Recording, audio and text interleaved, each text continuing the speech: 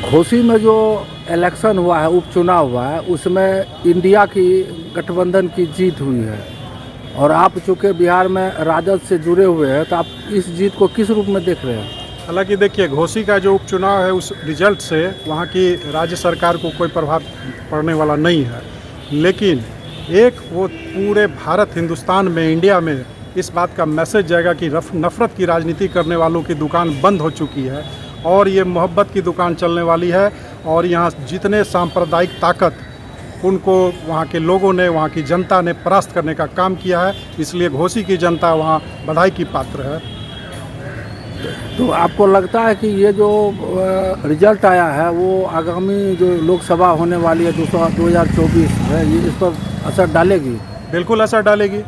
ये आपको दिखा रहा है कि यहाँ की जनता कितनी केंद्र सरकार से प्रताड़ित हो रही है, महंगाई से, बेरोजगारी से, भ्रष्टाचार से कितना प्रताड़ित है। उस चीज़ को जनता ने अपने वोट के रूप में अपने को प्रदर्शन किया और वहाँ इंडिया के उम्मीदवार को जीत हासिल दिलाई है। वहाँ की जनता, फिर से मैं वहाँ बधाई देता हूँ, शुभकामना देता हूँ कि उन्होंने वहाँ इंडिया के लोग उम्मीदवार को, सुधाकर जी को, जीत का माला पहनाया है। माना जा रहा है कि बसपा की ओर से कोई भी उम्मीदवार नहीं खड़ा किया गया था। देखिए, बसपा का कोई आइडियोलॉजी या कुछ नहीं है अभी तक, लेकिन जो इंडिया में हम लोगों ने स्वागत भी किया है कि आप आइए, इंडिया में आपका स्वागत है, लेकिन वो अपने किसी राजनीति की वजह से अभी तक अपना स्पष्ट नहीं किया है कि क्या करना है आगे की राजनीति में, आगे के चुनाव में। इसलिए मेरा कहना है कि इंडिया में तमाम तरह के विचारधारा के लोगों का स्वागत है उसमें।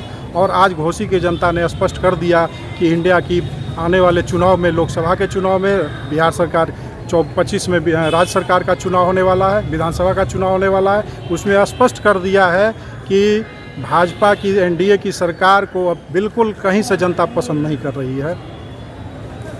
मैंने आपको लगता है कि असर डालेगा? बिल्कुल असर डालेगा। वो तो आपका घोसी का उपचुनाव का रिजल्ट ही बता रहा है कि इंडिया का क्या स्थिति यहाँ पर है और एनडीए कहाँ चला गया है। जबकि घोसी उपचुनाव में मोदी जी का एक भी रैली नहीं हुआ था, आप तो जानते हो। घोसी के उपचुनाव में वहाँ की सरकार ने और केंद्र की सरकार ने अपनी पूरी ताकत और पैसे के बल पर वहाँ की जनता को, वहाँ के वोट को खरीदने का कोशिश किया, लेकिन जनता ने उस सारे चीज़ों को नकारते हुए इंडिया के उम्मीदवार को जीत हासिल दिलाया है। कोर्ट ब्रेकिंग न्यूज देख रहे हैं आप। घोसी उपचुनाव के लिए शुक्रवार को हुए मतगणना में एनडीए बनाम INDIA गठबंधन के बीच कांटे का मुकाबला हुआ है। इस चुनाव को INDIA गठबंधन और एनडीए के बीच सेमीफाइनल के तौर पर देखा जा रहा था। इस सेमीफाइनल में INDIA गठबंधन ने एनडीए को पराजित कर जीत का सेहरा अपने नाम कर लिया। आज मतगणना में सपा उम्मीदवार सुधाकर सिंह शुरू से ही बढ़त बनाकर रखी थी। भाजपा के उम्मीदवार दारा सिंह चौहान शुरू से मतगणना में पीछे चल रहे थे। क्या INDIA गठबंधन के इस जीत का असर 2024 लोकसभा चुनाव पर असर डालेगी? इस सवाल पर हर राजनीतिक विशेषज्ञ की अलग अलग राय है। इस चुनाव को जीतने के लिए योगी सरकार के कई दिग्गज मंत्री कार्यकर्ता ने घोसी विधानसभा में डेरा डाल रखा था, मगर भाजपा उम्मीदवार दारा सिंह चौहान के बार बार पार्टी बदलना हार का प्रमुख कारण माना जा रहा है। मोदी योगी के समर्थक भी दारा सिंह चौहान को पसंद नहीं कर रहे थे, क्योंकि 18 महीना पहले दारा सिंह चौहान समाजवादी पार्टी में ही थे और इस्तीफा देकर भाजपा में आए थे। इस बार चुनाव में स्थानीय उम्मीदवार बनाम बाहरी उम्मीदवार का फैक्टर भी काफी असर इस चुनाव में डाला है। आइए समझते हैं घोसी विधानसभा की राजनीति सामाजिक स्थिति क्या है।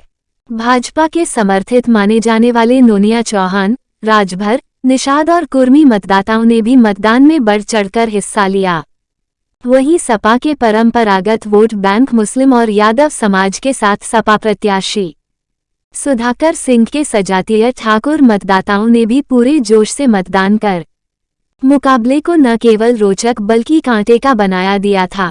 घोसी विधानसभा में लगभग 15 से 20 हजार वोटर भूमिहार जाति का है, जो निर्णायक स्थिति में दिखाई पड़ा। घोसी विधानसभा में दलित मतदाता की भी संख्या अच्छी खासी है। बहरहाल यह माना जा रहा था कि जो भी दल दलित मतदाताओं में सेंध लगाने में जितना सफल रहेगा, बाजी उसी के हाथ लगेगी। उपचुनाव को लेकर विपक्ष की ओर से आशंका जताई जा रही थी कि उनसे जुड़े मुस्लिम और यादव मतदाताओं को मतदान नहीं करने दिया जाएगा। विपक्ष की ओर से सत्तापक्ष पर सरकारी मशीनरी का दुरुपयोग कर उनके मतदाताओं को भयभीत करने का आरोप भी लगाया गया था, लेकिन मतदान में मुस्लिम, यादव और ठाकुर बहुल इलाकों में मतदान केंद्रों पर भारी भीड़ देखने को मिली। शुरुआती दौर में पहचान पत्र और आधार कार्ड के नाम पर मतदाताओं को परेशान करने की शिकायत मिली थी, लेकिन उसके बाद मतदान सामान्य व्यवस्था के तहत चलता रहा। हालांकि मुस्लिम बहुल इलाकों में मतदान प्रतिशत थोड़ा कम रहा है। सपा के वोट बैंक से जुड़ी अन्य जातियों ने जमकर मतदान किया। भाजपा प्रत्याशी दारा सिंह चौहान के सजातीय नोनिया चौहान मतदाताओं के साथ राजभर और निषाद समाज के मतदाताओं ने भी पूरे जोश से मतदान किया। इन जातियों से जुड़ी बस्तियों के मतदान बूथों पर भी लंबी लंबी कतारें देखने को मिली थी। जातीय समीकरण के लिहाज से उपचुनाव में पूरा दारोमदार राजभर, नोनिया चौहान और निषाद समाज के मतदाताओं पर ही था। आपको बता दें कि समाजवादी पार्टी को इस चुनाव में INDIA गठबंधन का साथ मिला। INDIA गठबंधन के एकमात्र उम्मीदवार सपा से सुधाकर सिंह थे। बसपा पार्टी ने इस चुनाव में कोई उम्मीदवार नहीं दिया था। बसपा का कोई उम्मीदवार नहीं रहने के कारण दलित वोट इस चुनाव में निर्णायक साबित हुआ। उपचुनाव में दलित मतदाताओं ने भी मतदान में बढ़ चढ़कर हिस्सा लिया है। हर जाति के वोट में बंटवारा हुआ है। दलितों में खटीक और धोबी समाज का रुझान भाजपा की ओर दिखा, लेकिन दलित वर्ग में जाटव मतदाता सबसे अधिक हैं। जाटव मतदाताओं का दोनों ही दलों की ओर रुझान दिखा।